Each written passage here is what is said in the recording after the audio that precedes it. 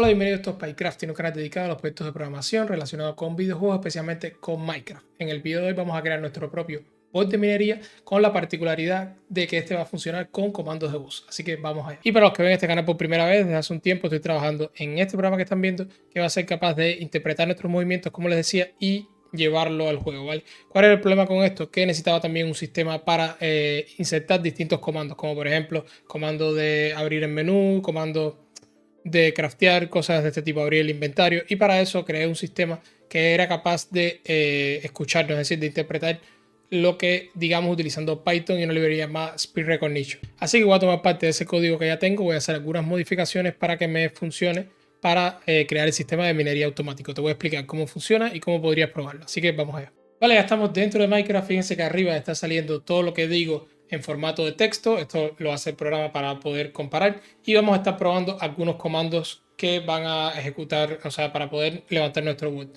Fíjense que lo que nos interesa específicamente sería los comandos relacionados con caminar, saltar, picar, que es lo más interesante. Entonces vamos a hacer algunas pruebas. Por ejemplo, caminar.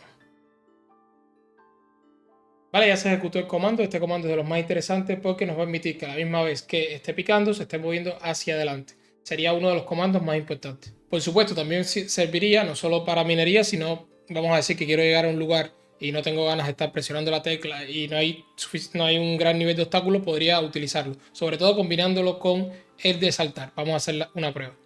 Caminar. Saltar. Vale, como pueden ver, también funciona para nadar, ¿vale? Minar. Caminar.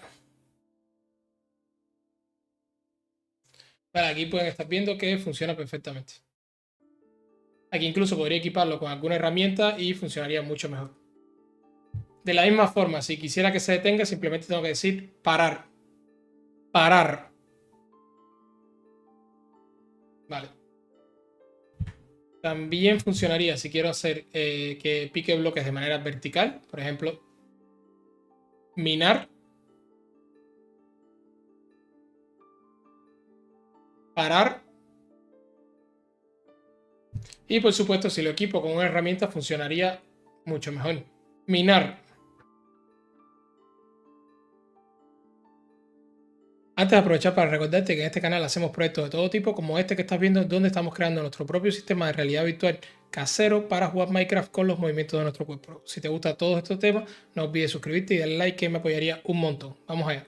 Vale, ahora que saben de qué va el bot, voy a enseñarles cómo funciona y cómo podrían hacer su propio bot.